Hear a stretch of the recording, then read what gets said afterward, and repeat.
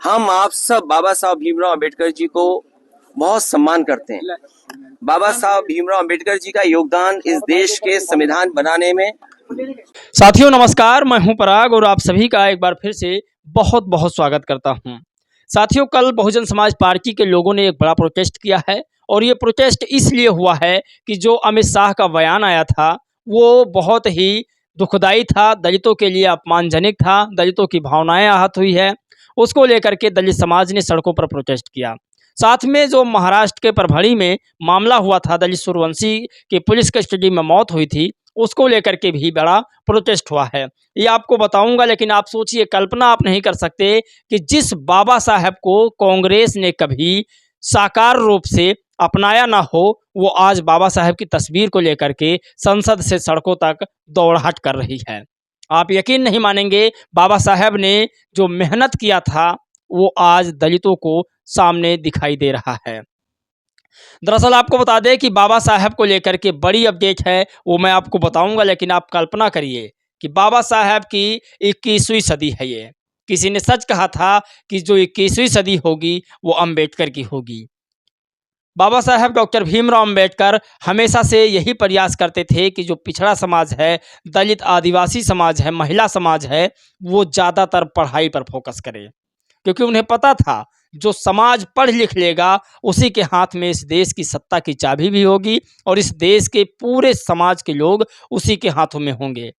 आज संसद भवन में बाबा साहब के जयकारे लगते हैं। कभी ऐसा हुआ करता था कि अगर कोई धीरे से भी बाबा साहब का नाम ले ले तो उसके ऊपर आफत आ जाती थी।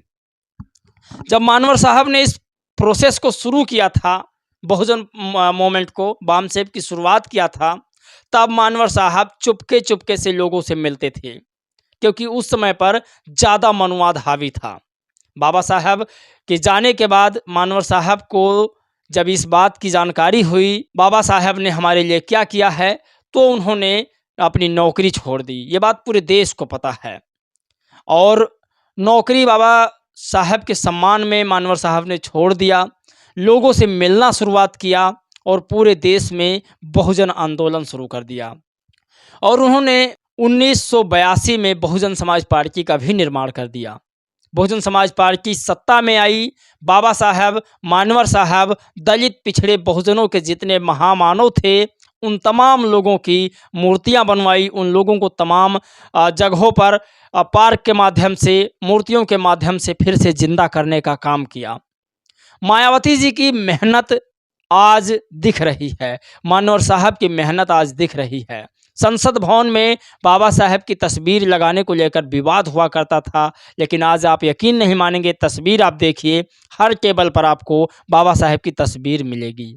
यही तो मानवर साहब का सपना था, यही बाबा साहब का भी सपना था और यही मायावती जी का सपना है कि पूरे देश में दलित पिछड़े आदिवासियों के महामानव को, उनके नेताओं को जिंदा किया जाए। लेकिन आप कल्पना नहीं कर सकते, उसी में कुछ ऐसे नेता हैं जो दलितों के पार्कों को आईएससी का अड्डा बताते हैं। जी, मैं बिल्कुल बात कर रहा हूं अखिलेश यादव जी की। दरअसल आपको बता दें कि अखिलेश यादव जी की मैं जब गिनती करूंगा तो मेरे मन में एक ही ख्याल आता है कि बाबा साहब के पार्कों को आईएससी का अड्डा बताना, दलितों के जो नौकरी थे उसमें जो है डिमोशन करना, प्रमोशन, आरक्षण, पदोन्नति बिल में जो है कमियां निकालना, उनके जो तमाम जो है अधिकारी थे उनके नौकरियों में उनका डिमोशन करना, ये सारा चीज़ मिस्टर अखिलेश यादव का काम था। मैं अखिलेश यादव को राहुल गांधी और नरेंद्र मोदी से कम नहीं मानता हूं। आज भले ही अखिलेश यादव जी अंबेडकर की राजनीति कर रहे हों, हम आप सब बाबा साहब भीमराव अंबेडकर जी को बहुत सम्मान करते हैं। बाबा साहब भीमराव अंबेडकर जी का योगदान इस देश के संविधान बनाने में और इस देश को एक ऐसा संविधान जिसमें सबको हक और सम्मान मिलता है, वो बाबा साहब भीमराव अंबेडकर जी ने दिया। लेकिन आप देखिए उनके सम्मान में किस तरीके से भाषा का इस्तेमाल हुआ है। ये वही लोग हैं जो संविधान कभी बदलना चाहते थे और कांग्रेस अंबेडकर की राजनीति कर रही हो, लेकिन इसका मतलब ये नहीं है कि ये लोग बहुजन मिशनरी हैं।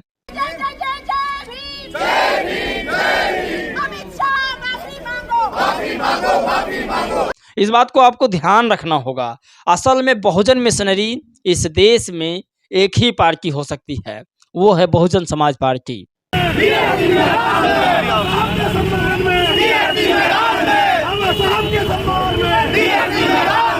बहुजन समाज पार्टी ने जितना मेहनत किया वो आज दिख रहा है।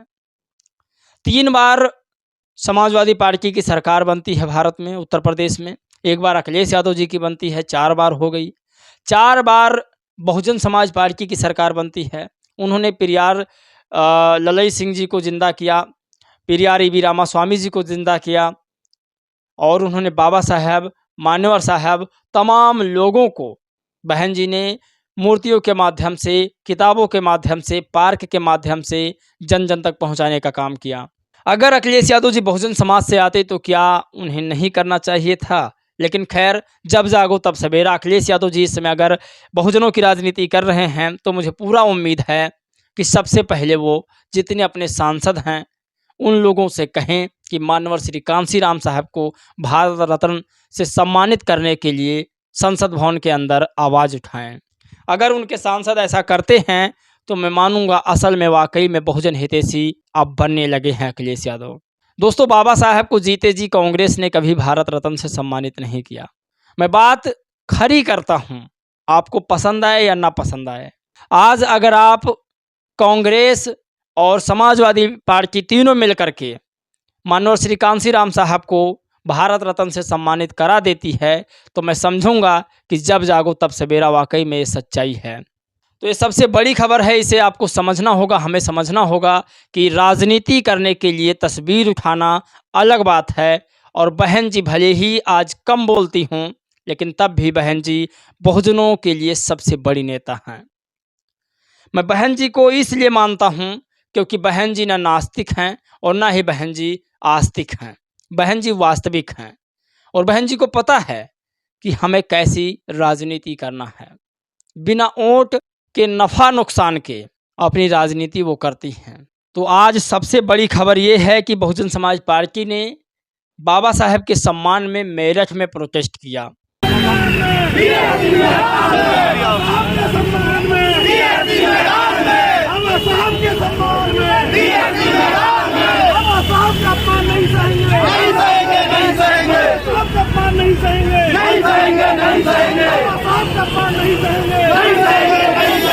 और तमाम अपने लोगों को इस आंदोलन में शामिल किया। वहीं मनजीत सिंह नौटियाल जी भी इस आंदोलन में शामिल दिखे। उन्होंने कई जगह पर अपने कार्यकर्ताओं को भी भेजा और कई जगह, कई ज़िलों में बहुजन आंदोलन को जीवित करने का भी कल काम किया। लेकिन सवाल अब भी वही है कि क्या मेन स्ट्रीम मीडिया इन तमाम खबरों को दिखाने के लिए क्यों नहीं आती है? अमित शाह के बाद पार्लियामेंट में समाजवादी पार्टी के द्वारा बाबा साहब और उनके बनाए गए भारतीय संविधान का भी अपमान हुआ है। साथियों, बाबा साहब ने जो संविधान बनाया उसमें उन्होंने हिंदुस्तान कभी नहीं लिखा। ये आपको भी पता है और हम सबको पता है जिसने संविधान थोड़ा बहुत पढ़ा है। साथियों, आपको बता दें कि बाबा साहब ने भारत और इंडिया का जिक्र किया है, तो फिर कांग्रेसी और ये आप वाले और ये समाजवादी लोग क्यों हिंदुस्तान बार बार कहते हैं? क्या ये बाबा साहब का अपमान नहीं है? क्या ये इस देश के संविधान का अपमान नहीं है? कभी मायावती जी ने हिंदुस्तान नहीं कहा, ना ही कभी चंद्रशेखर ने हिंदुस्तान कहा। और इस देश के जो कॉन्स्टिट्यूशन को मानने वाले लोग हैं, जो संविधान को मानने वाले लोग हैं, जो पढ़ते हैं, वो कभी इस देश को हिंदुस्तान नहीं कहते, क्योंकि कहीं पर भी हिंदुस्तान नहीं लिखा है और ना ही हिंदुस्तान लिखी हुई किताब वाले से देश चलता है। जिसमें भारत लिखा है, देश उसी से चल रहा है। तो साथियों, बिल्कुल सच है और बिल्कुल ये सत्य है कि मायावती जी के अलावा कोई बहुजन हितैषी नहीं हो सकता है। लोग आज ड्रामा कर रहे हैं राजनीति बचाने के लिए, वोट लेने के लिए, और लोगों का कहना था कि इतना सब कुछ हो गया और मायावती जी ने अभी कुछ नहीं किया, जबकि असल वारिस बहुजनों की मायावती जी हैं। तो आपको बता दें, बहन जी को पता है कब कहाँ चोट मारनी है। दरअसल आपको बता दें कि बहुजन समाज पार्टी के मुखिया मायावती जी के आदेश अनुसार ही कल का ये जो आंदोलन हुआ था, ये हुआ था। जो तमाम जिलों में बहुजन आंदोलन शुरू हुआ था वो मायावती जी के ही इशारों पर हुआ था। अमित शाह अब भी माफ़ी नहीं मांगे हैं, जबकि कांग्रेस, समाजवादी पार्टी, आम आदमी पार्टी ने तमाम मेहनत कर ली और इन तमाम लोगों ने मेहनत करने के चक्कर में अपने आप को भी डेवलप कर लिया। कई लोगों की वीडियोज़ एआई के द्वारा वायरल की जा रही है, कई लोगों की तस्वीरें एआई के द्वारा वायरल की जा रही है कि बाबा साहब उन्हें आशीर्वाद दे रहे हैं, बाबा साहब उन्हें जीतने का यशस्वी आशीर्वाद दे रहे हैं। सोचिए साथियों, बोलने में यदि कोई गलती हुई हो तो माफ़ कीजिएगा और अपनी राय प्रतिक्रिया ज़रूर दीजिएगा। मान्यवर साहब के बारे में लिखिएगा, उन्हें भारत रत्न इन तमाम पाखंडियों ने मिलकर अभी तक क्यों नहीं दिलवाया, और अगर उन्हें भारत रत्न दिया जाता है तो मैं समझूंगा कि इस देश में वाकई में बहुजनों की राजनीति अभी जिंदा है। आप लोग आवाज़ उठाते रहिए मानवर श्री काशीराम साहब के लिए। जय भीम, नमो बुद्धाय।